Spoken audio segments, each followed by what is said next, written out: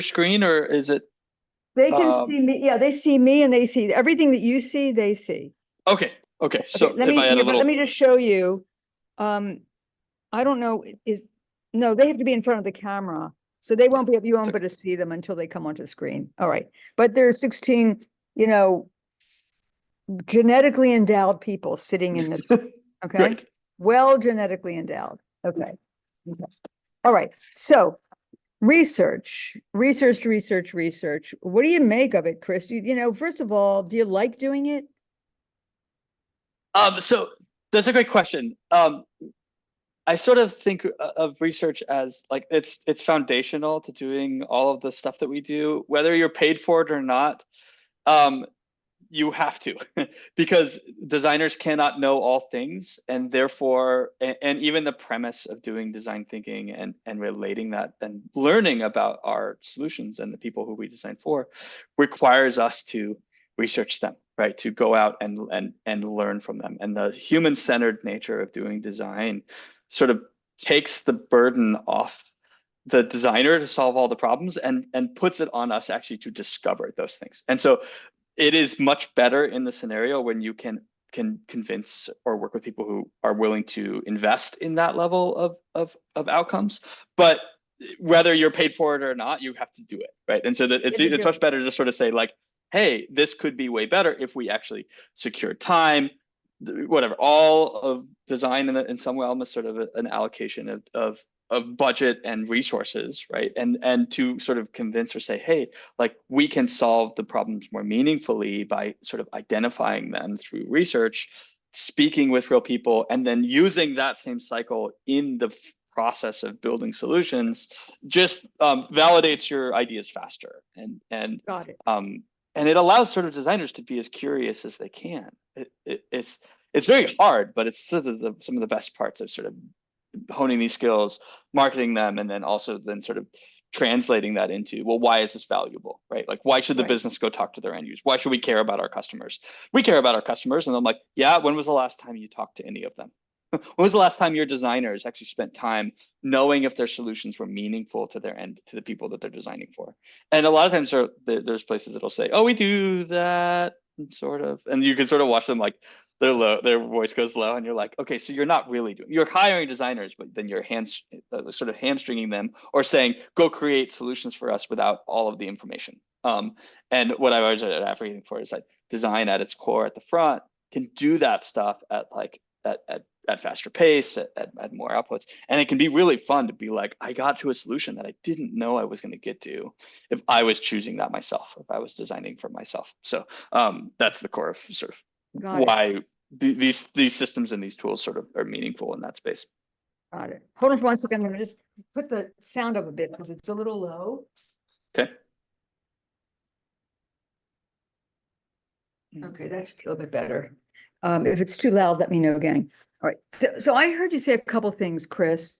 Um, Let me ask first, when you were a student at Art Center, were we teaching research? Were you obligated to take research classes? Um, no, no, but I started in the undergrad in graphic design, and then transferred into the media design program. And the media design program is fundamentally built on human-centered research. It's essentially a user research sort of focused degree. Um, and everything was sort of like, well, you have to go research your subject and your problem really deeply to sort of identify what that thing equals. And then when I was an undergrad going in the graphic design department there, um, research was sort of thought of in the realm of like, well, come up with a good idea. Like, how do you do that? Like, and then some instructors would be like, well, do you know who you're solving it for? Like, go talk to people. Like, you may have an inkling of what that thing could be, but you have to go sort of put yourselves in whatever the whole empathy idea that a designer is sort of the medium between this like whatever opportunity space and then what you can actually go be. Right. And the better you can build that into your narrative and into the opportunity of saying, well, like, why is that solution good when that one is over there? You then have a backbone. It stands on something that's meaningful versus like, oh, I liked it. You're like, well, nobody cares if you like it. Like Right, that doesn't like it does right. it's very irrelevant that you as the maker liked this thing. I mean, it can be fun when you like the outcomes that you're making as well, but it's even more meaningful when you know that you're solving the problem the way that Well, it's meaningful this to your end came up, users. yeah, this came up with the Academy Awards where the public loved Barbie, right? But Hmm. the Academy Awards, you know, didn't nominate the director, and they only won for song. They didn't, and they were competing against for product design, right, and original screenplay. And the question comes up, well, if they, you know, sold, if more people went to see Barbie than Oppenheimer, and the people love it, then shouldn't their opinion matter in voting for the Academy Award, or shouldn't their opinion matter in making films? Right. So The, film is an example, right? Right. That is, in some ways, it's driven because it's profit driven. It looks where the public is putting its money. In your case, is money the driver of human behavior, meaning the decision of the company is making financial decisions based on what the users will likely choose? Is that the kind of research you're conducting? um so that's a great question, right? And there's it's layered in the fact of like how does an industry respond? And my wife and I were sort of chatting about the Academy Awards, and I was like, I wonder how many voters there are. Like, does anyone like we were listening to some critics, and I'm like, are these critics voters in the Academy? And then I Right. learned that like, no, the Academy, and I have a good friend of mine who's in the sound world, and he votes. He's an Academy member, and I was chatting with him, and he was saying like, I actually don't vote on everything. I'm actually not allowed to vote on everything. I vote on the sound stuff and I vote on best picture. And that's all I'm allowed from the Academy to do. And so that sort of skews the response or why that award system is sort of given out. But the reality of how decisions are made sometimes can come down to this like, well, we don't know what people want. And and some people are frustrated by the whatever film industry in the sense of like, well, we're trying to make a product the most marketable. So let's go find out what can make it the most marketable. Now, research as a core can help do that. I mean, that's typically what would be sort of known as like market research. Like, Right. let's go Right. identify the market, let's go Right. research what their need is, and let's do that. And Right. design research, user-centered research, is connected to that, but actually is more associated under informing the designer where they could find opportunity, right? And the market may say, "Hey, go that way." Zig and the designer goes, "Well, wait, okay, let's like, is that really what what the users need?" Um, markets, marketing, advertising, all those sort of things sort of try and force a certain outcome and that may not work. In the software world, very rarely can you push through a feature or an output based on like because the market wants it or because you have to sort of say like no does the user actually need to do that, and there's a lot of things in the world of research and its outputs that sort of help recommend or make suggestions. And so I'll give you an example. As of last year, I was working with an agency known as Better. They're a small marketing or innovation agency, and we were working with Allergan Aesthetics, which is a pharmaceutical company, and we helped stand up Better, their Alley app. If any of you have ever taken Botox or know of Botox, it's sort of the like rewards program that Mm. assists that. And I was involved in a large research project that was associating what are women's beauty habits, and we were looking for correlative opportunities to sort of tie in like where a beauty habit of a 20-year-old might actually indicate their aptitude or opportunity to actually get Botox in the future. Very hard to sort of rationalize, but we sort of like as designers were like, well, what are the habits that people sort of do? And I interviewed 150 women over a 3-week time period. And during those interview processes, there's a lot of them were like, wait, why are you, a man, interviewing me? And I'm like, it's a very rational question. And it's sort of that sort of breaks down the barriers between these things. And then you sort of get into like, well, my job as a designer is to understand you. And the role at which we play is that we aren't assuming that we know that much about your habits or your outputs. And if we do assume that you do your nails and therefore you'll get Botox, is a really dangerous preposition and a really dangerous like sort of suggestion that we would even sort of do that.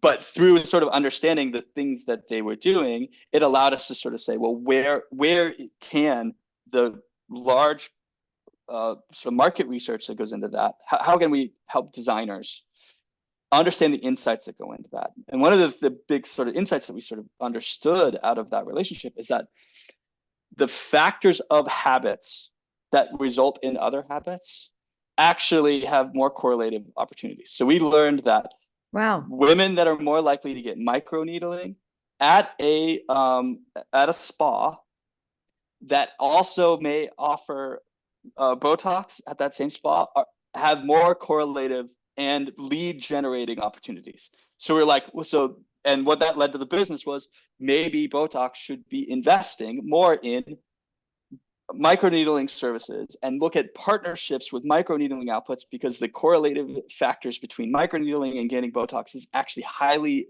effective.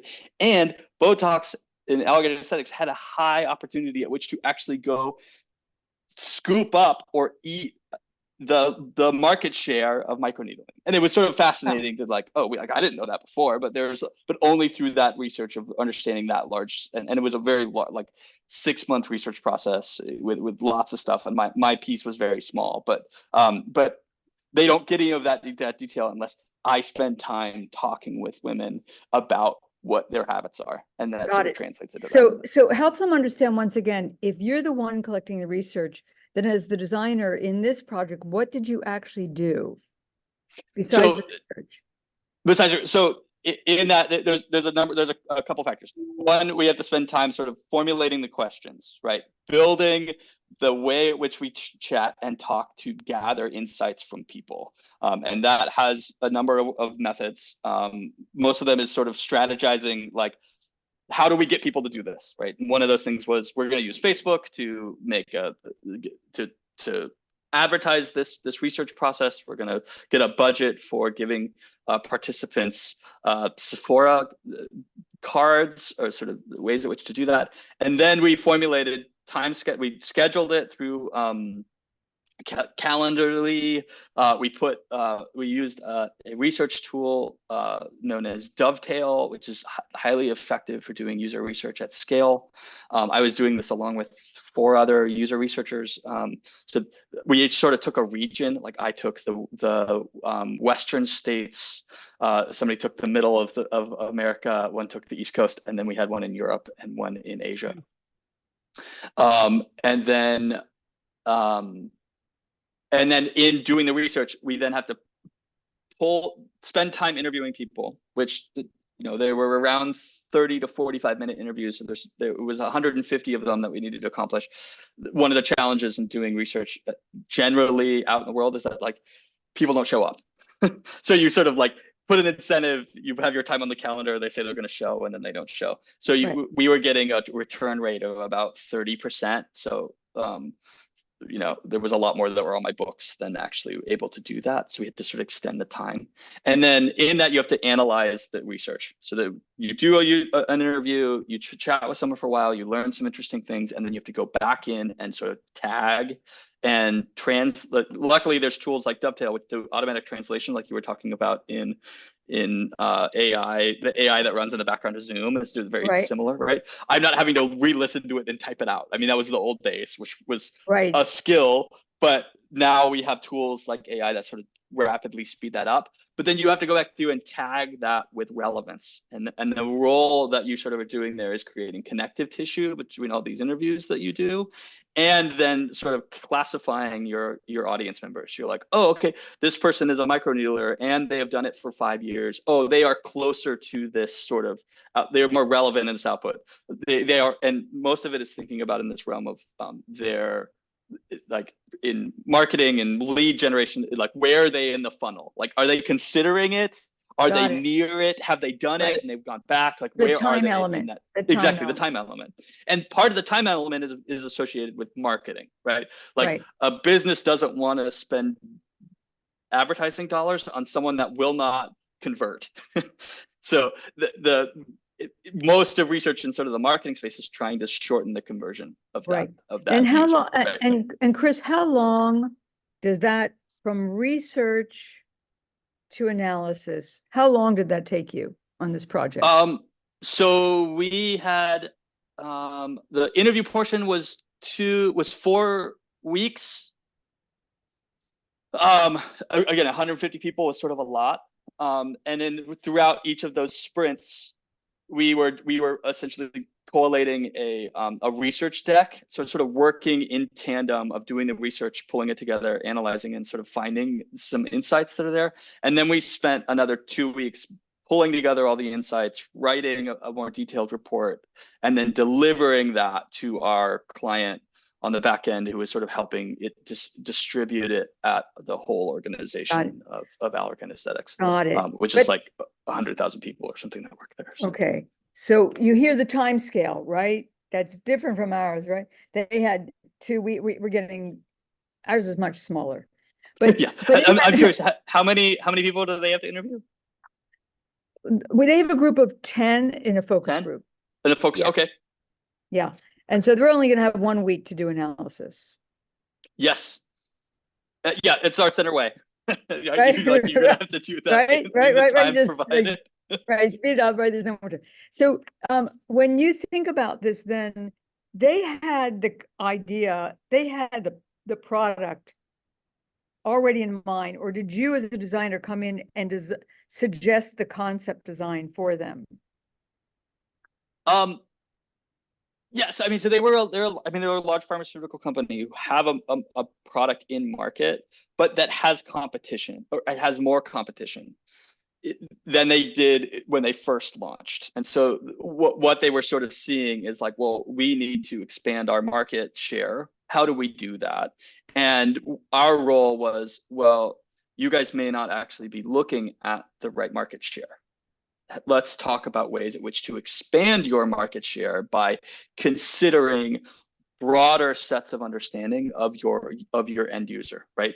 And most of them, most businesses sort of focus on the people that they know they've treated before, right? Like once you become a customer, you then have a lot of detail on that person, and that person you can sort of, and especially a product like Botox, it is recurring, so they become patients, and you have to use it every 3-6 months, and that is an incredibly lucrative business model for a pharmaceutical company, because you can maintain not just one-term usage, but Right, usage over a lifetime.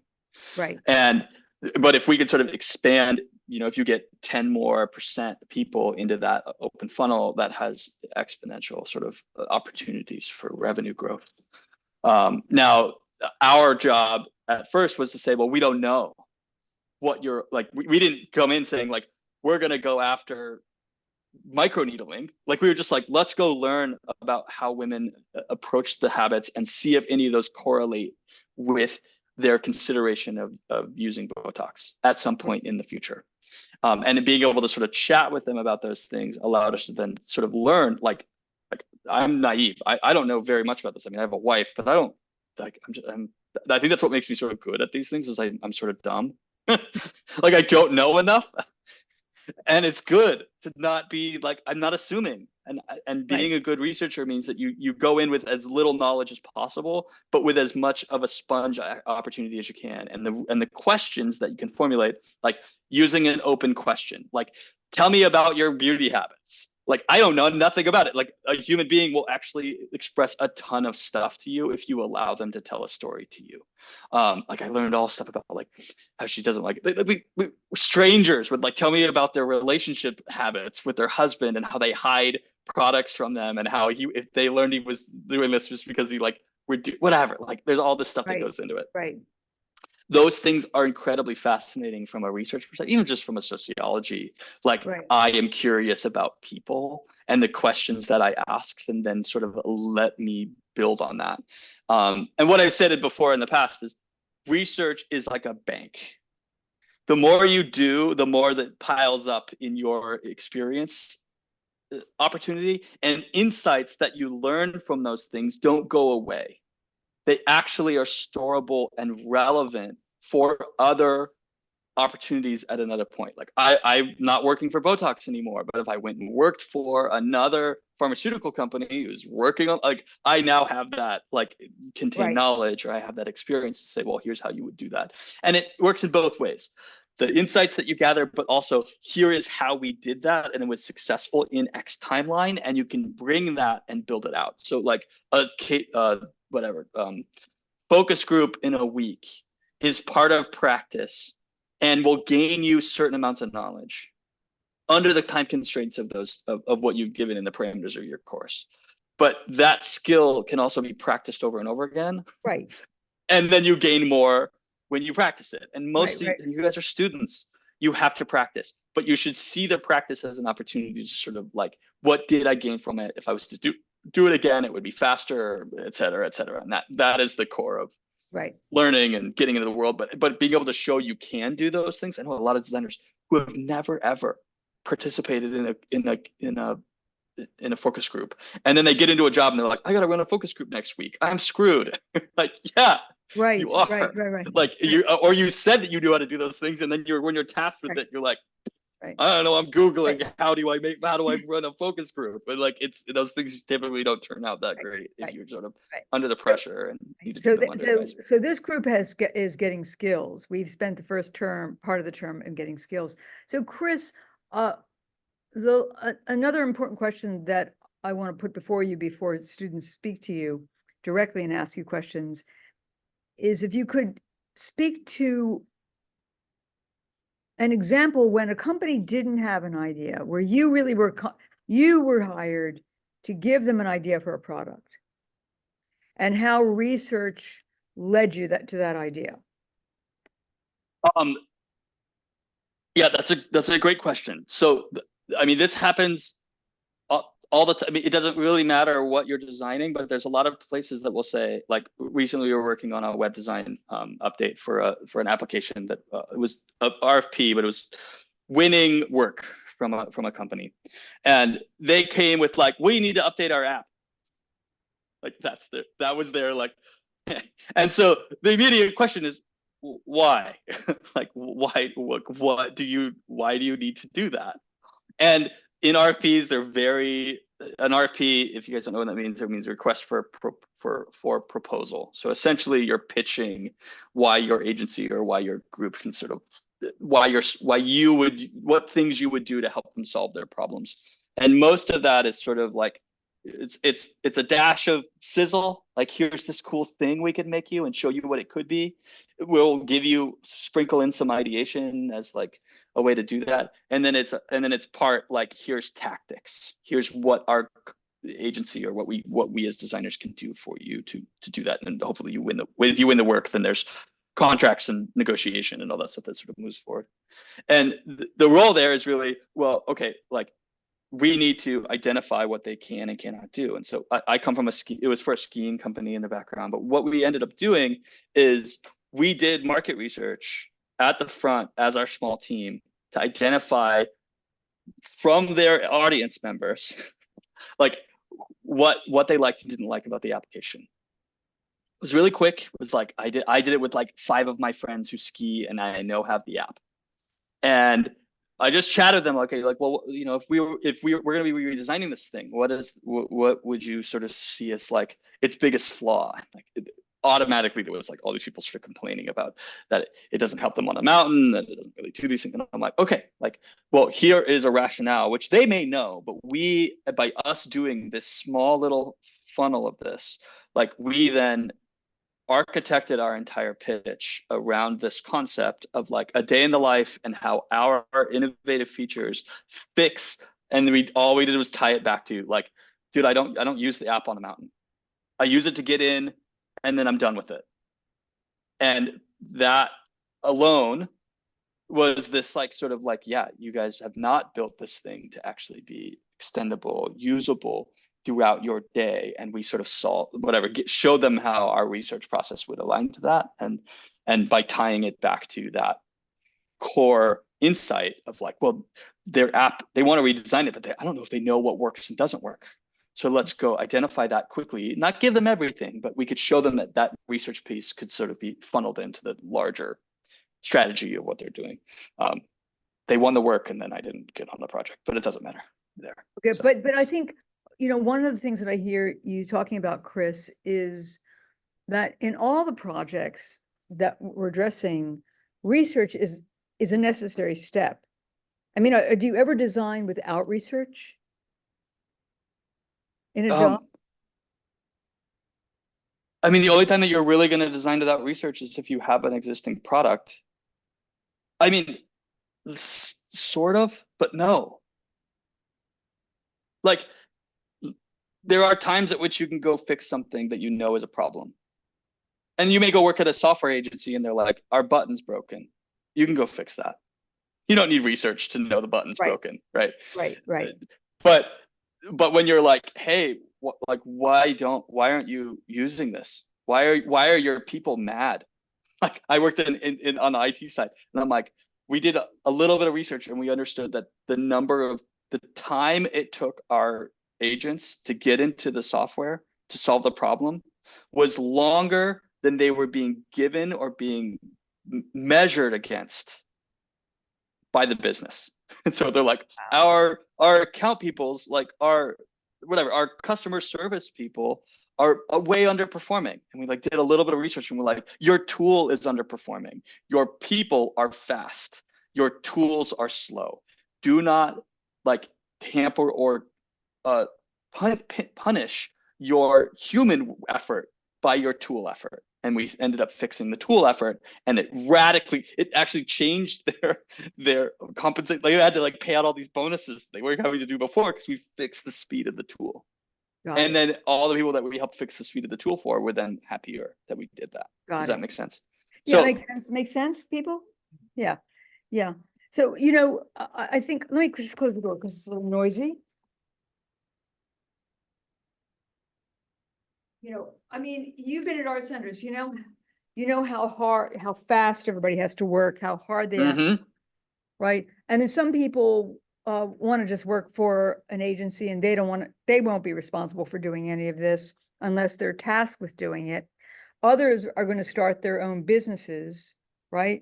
Where they can make research a piece of this. We have people here from transportation design, graphic design, film, right? And did I get everybody? Am I missing anybody? Have I covered all the design majors? Yeah. Product design. Industrial design. Do we have any product designers in this room? No. So mostly we have a lot of graphic students and film and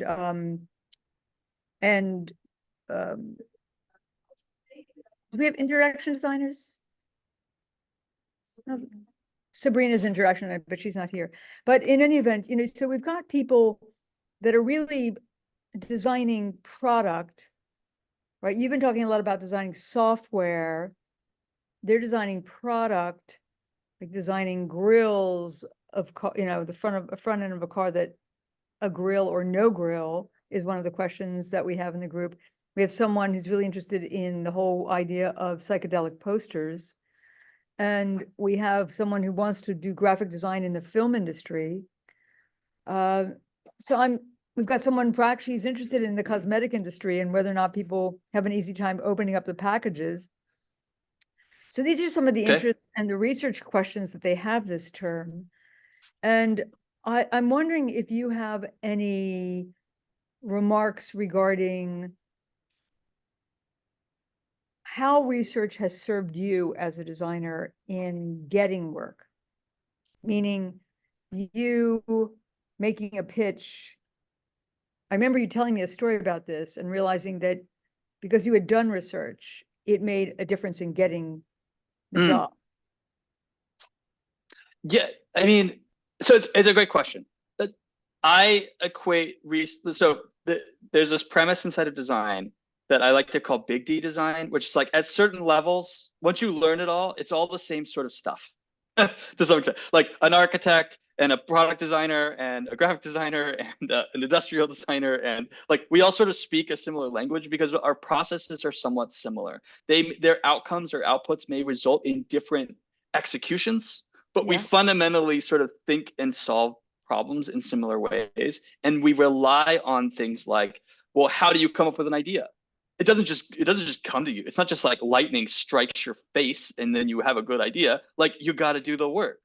And the work is by understanding the problems. And to understand the problems, you have to research them. And to do that well, there's multiple places to research. You can research the market, you can research the product, Right. you can research the people, you can I'm research that. listening. And it all becomes a soup to some extent, but the role at which you play, the value that you can extend at first is that I can bring that early and I can do that fast. And in that speed, you, client or whatever, can rely on us to solve the problem that is necessary, right? And clients will sometimes come to you with, I think we know the problem. And I'm always like, listen, be very, make sure you understand what they understand as a problem. And then be very mindful that you need to then validate that that is actually a problem and make sure that the client knows that you're not just going to take that for face value.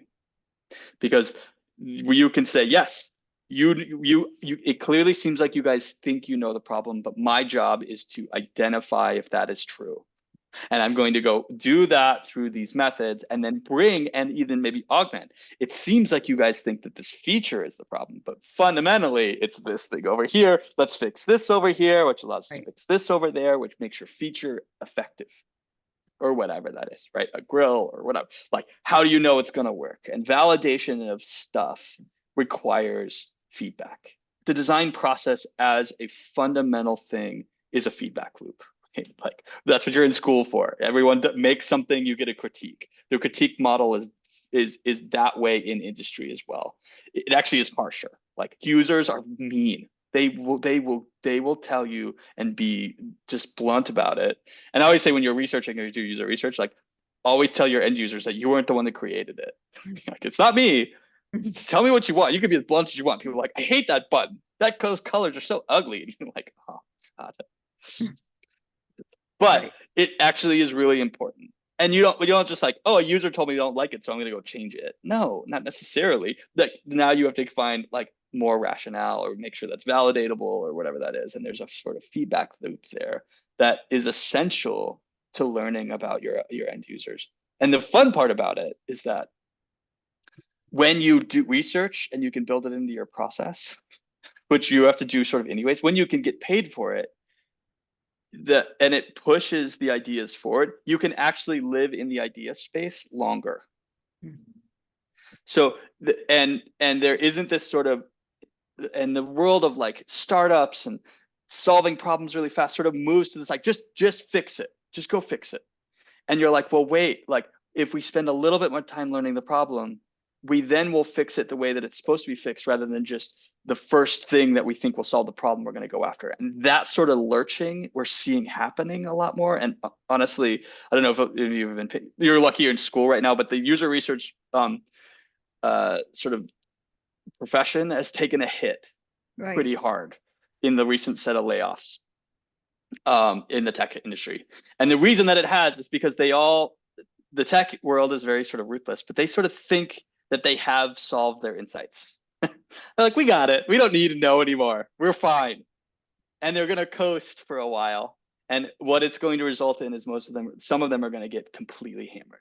And we may see it to big companies like Google. Like, oh, they'll be fine. You're like, no, man, they're gonna hollow out their ability to understand what their problems are, and the people that can do that with deep and sincere opportunities, and they're going to go someplace else, and other places are going to innovate or whatever that is. And it becomes this sort of opportunity to sort of say, here's how I can build that into my process, and then that designs and helps out the end user in a more meaningful way. So. Got it. But also I want to clarify for everyone, you're getting hired as a designer, not as a user researcher. Correct. Okay, that's a distinction, right? Because that means you're expected to solve the problem, not just collect the research. Yeah, and I always find it more valuable when I can sort of do both, like when I can involve a longer cycle. Um, and also like it's really fun working with researchers. Right, Like I love the idea of like, hey, what'd you guys learn? Can I learn that? Like, what story did you get? Hey, can I interview with you as well? I want to get out there in the world. And I'm a very sort of like design is experiential. So I want to be able to spend time with the people I'm designing for because I feel like I'm doing a better job. Like I can't just sit right. behind a computer and feel like I'm solving the problem the way that I need to. There you go. However, like in working with researchers, you can also push, hey, did you guys think about this? We're sort of considering these ideas. Have you asked about that? And the researchers need that. It's always a conversation, Right, but like there is a hypothesis. They're trying to find something or identify an opportunity or space, and designers are doing similar things. But if you sort of align the research goals with what the designers are sort of already considering or building out, that you can like really capitalize on stuff faster. And then also like you create more connections and your colleagues, you working with your colleagues in that way is so much more fun because yeah, you're like, hey, yeah, what'd you learn from that interview today?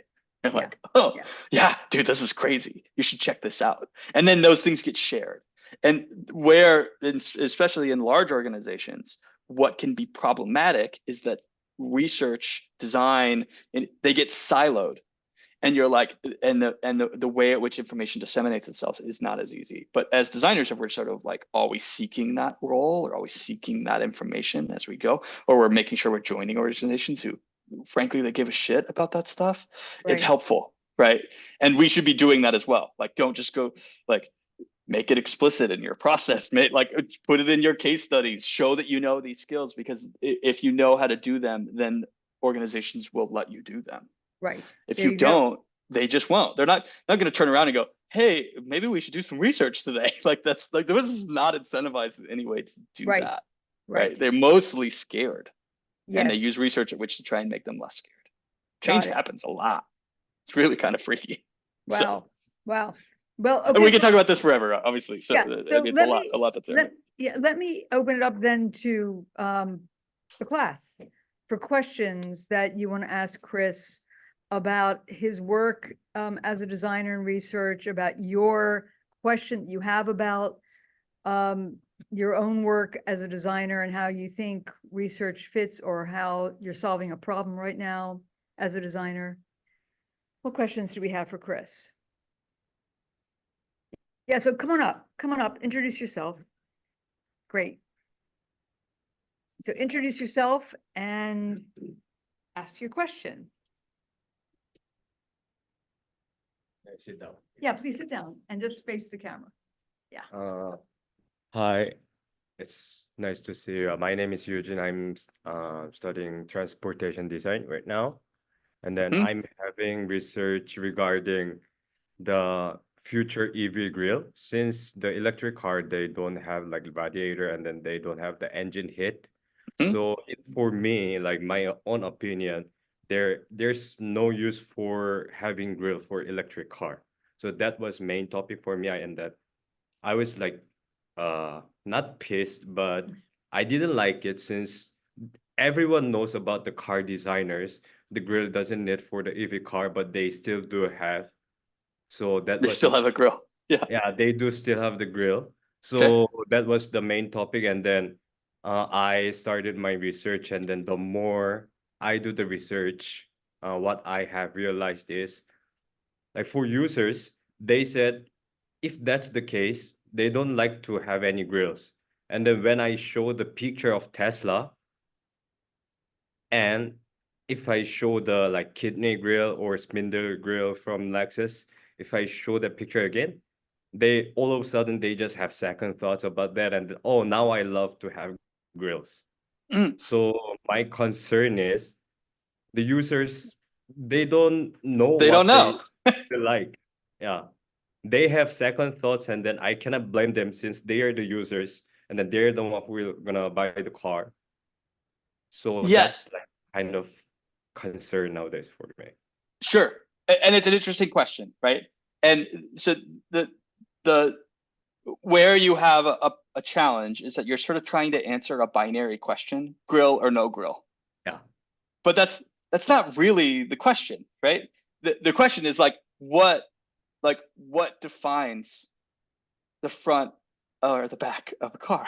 Like what are the things that sort of signal to the and you're in a position that where style, engineering, out like taste, all those things are shifting for the consumer.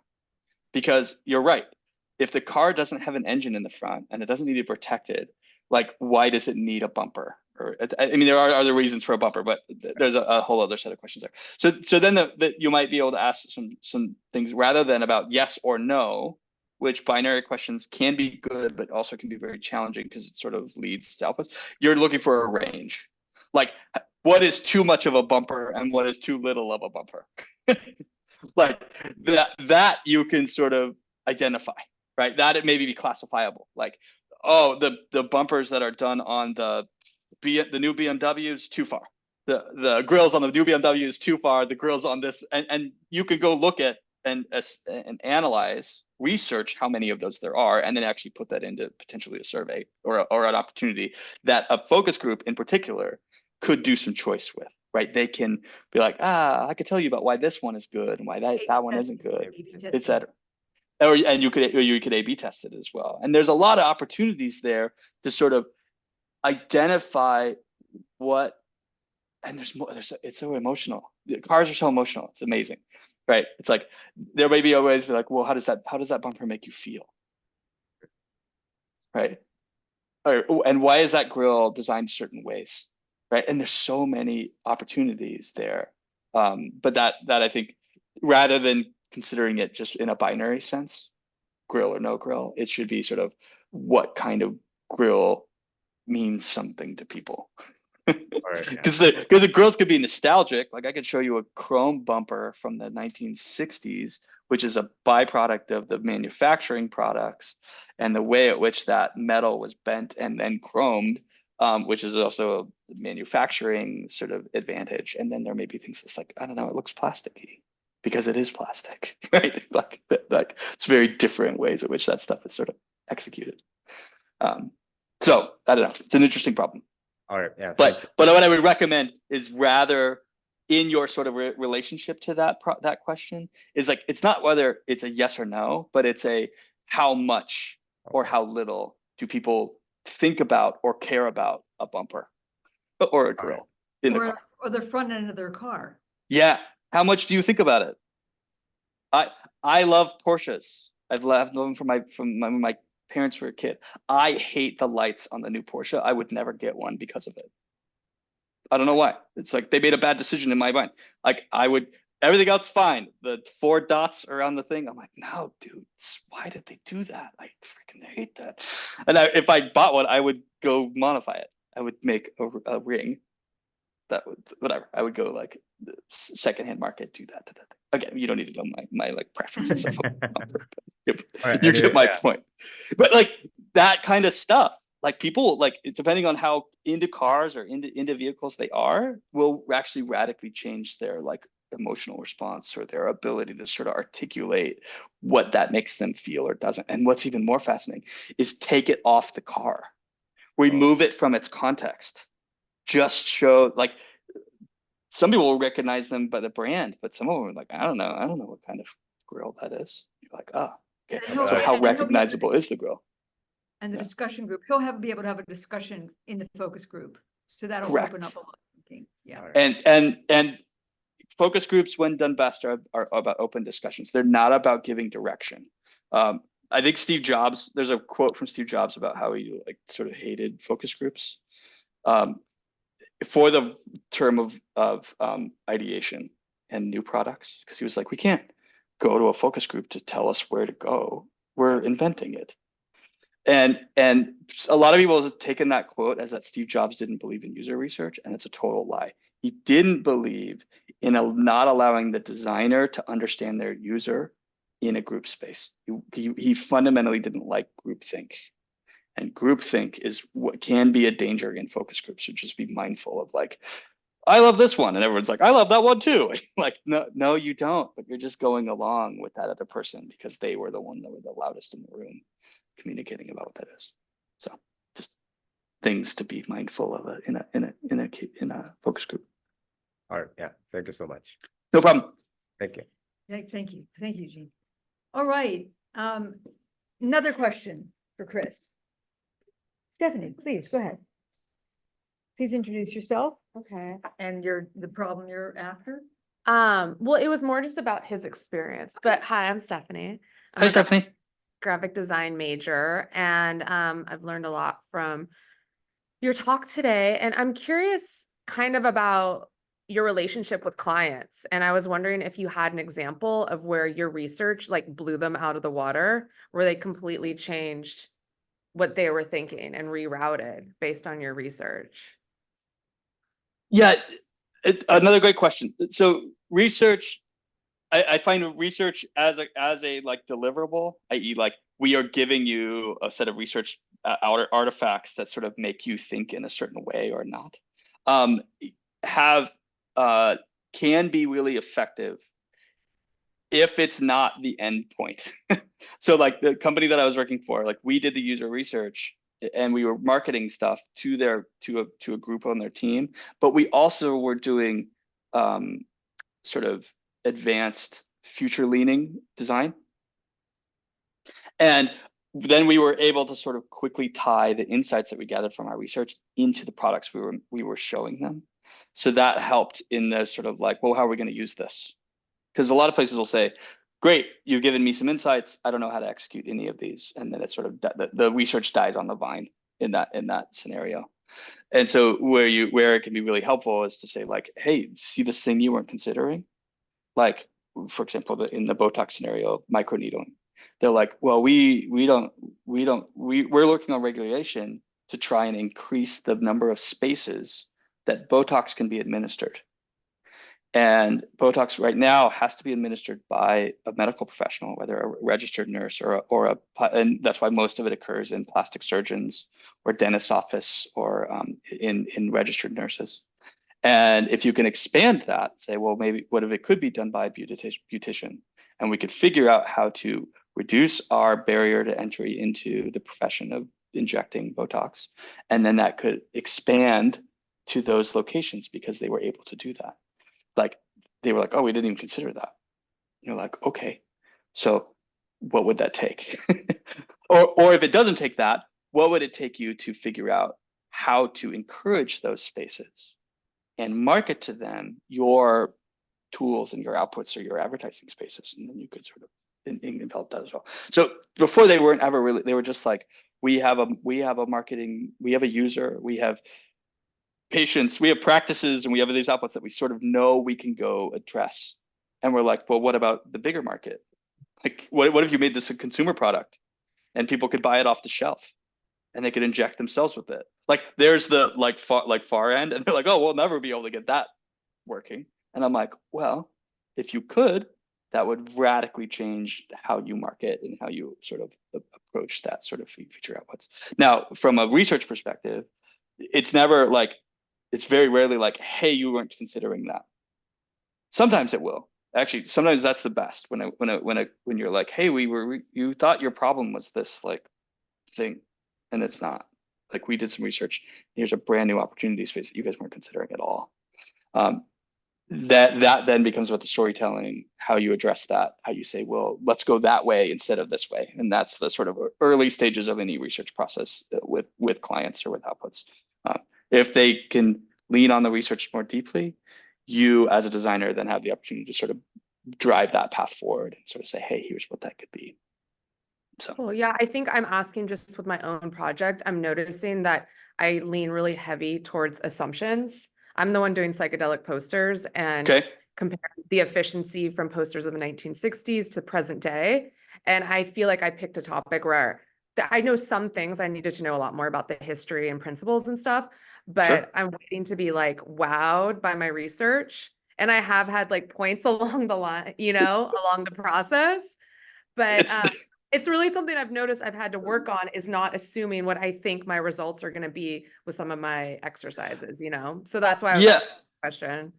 Yeah, welcome to the world of design. We always have to Yeah. second guess our assumptions. I'm serious. Like, Yeah. is very easy, and we want to be wowed by the stuff we make because we're used like some design is really fun. It's like I made something rad. Like look how fucking cool this poster is, right? You're like, yeah.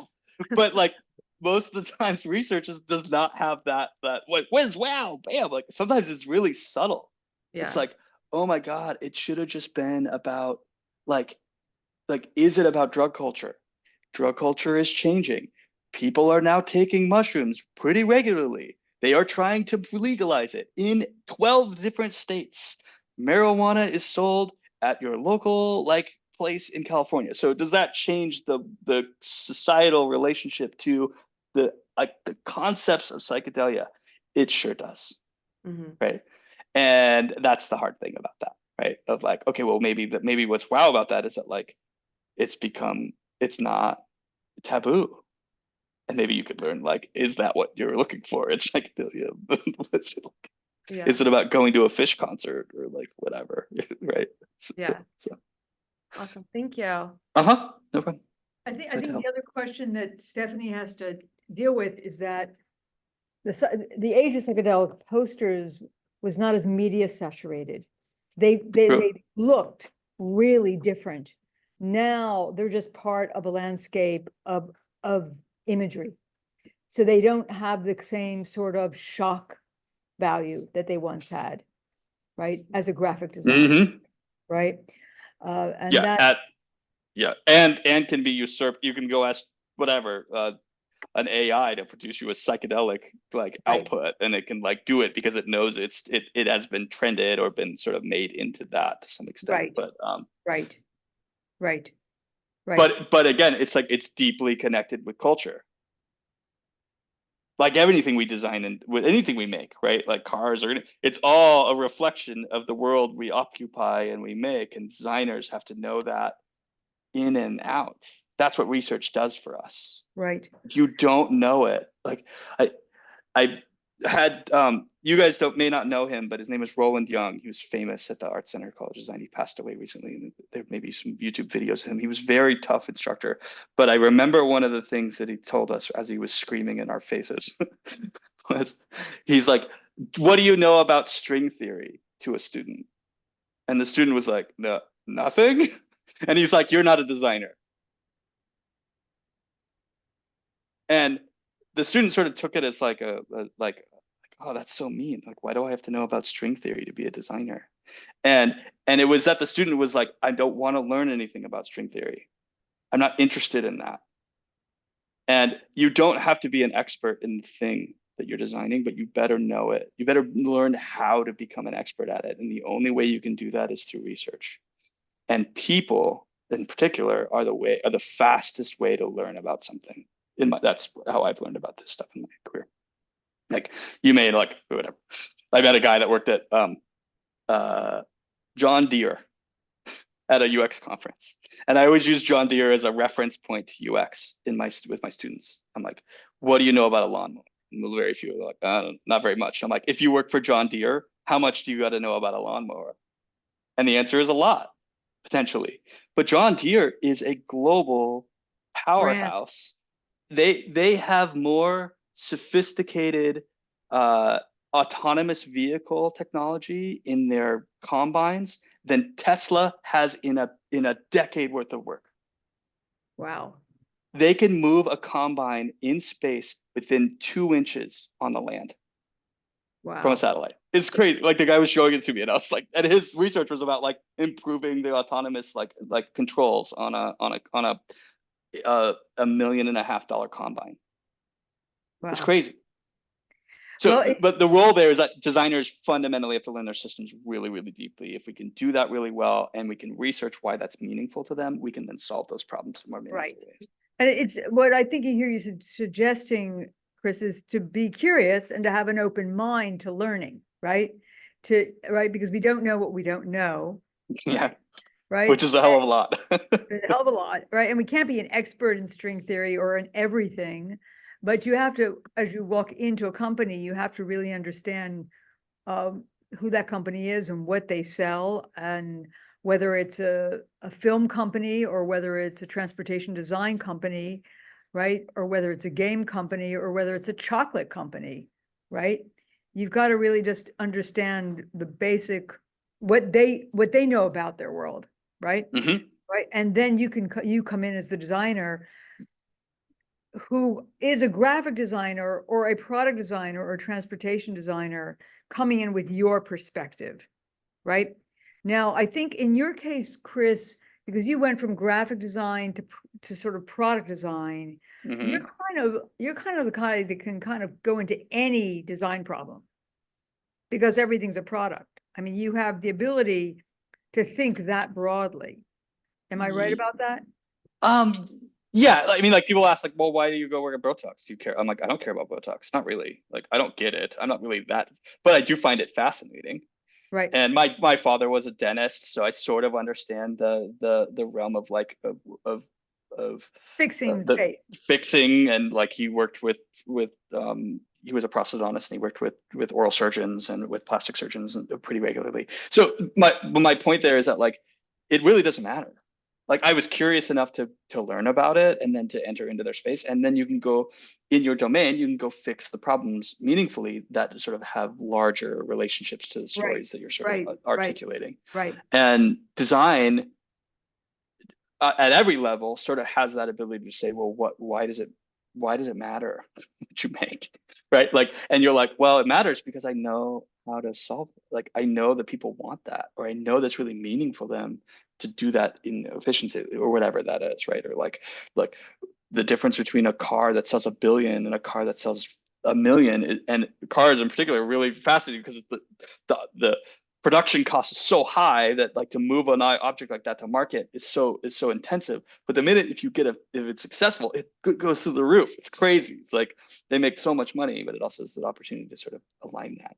Now, designers as a whole can sort of align their impact in that sort of opportunity space, right? Like by making a new thing or by building new ideas and linking that to research, because that's the only way to know that you're doing it right.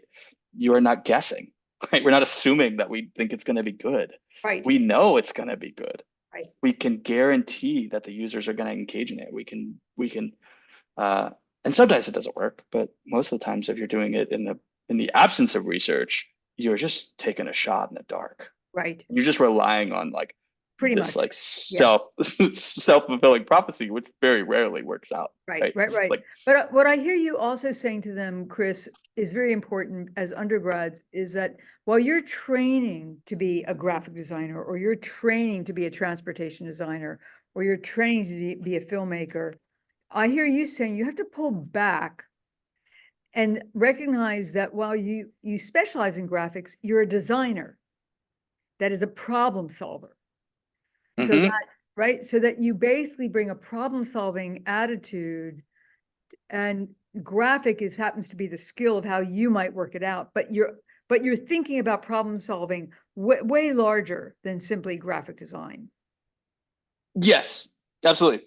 And That's I work interesting. in the realm of user experience design, and what I love about it is that it's systems based, and I've sort of like training from people like yourself and grad school, and then like getting Right. into building stuff like software, all these things, like they are fundamentally systems. All the things we design are systems to some extent, Right. but the more we can sort of translate and understand how they work, the more we can actually impact and devise ways at which to improve those systems over time. And the better we get at that by linking that to our research ability and to say, hey, here's how I know that's a problem to solve, and then communicate that in our practice, it devises opportunity that you can change the world. Right. Right. It sounds so naive, but it's pretty true. Like It's true. designers at Art Center go freaking make the world different.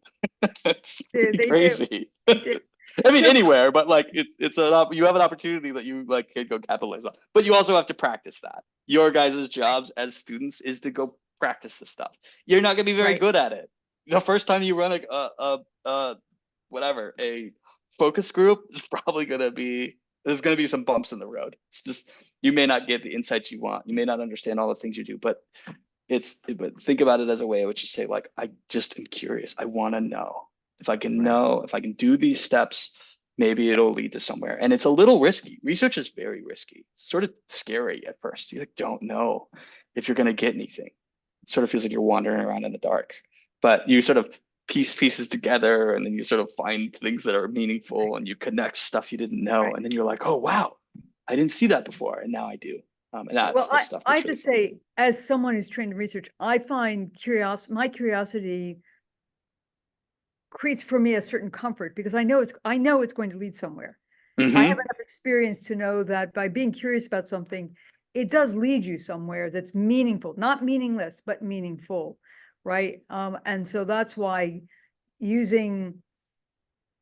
what I hear you suggesting is you want to keep curiosity up as a sort of a central feature of your problem solving. So, and that research is in some sense, an efficient way, right? To not just rest on your assumptions and not just rely on your own intuition and your own biases, but really actually figure out the company, its need, and the users that are going to feed it information. You're really the person that's making that connection. Yeah, and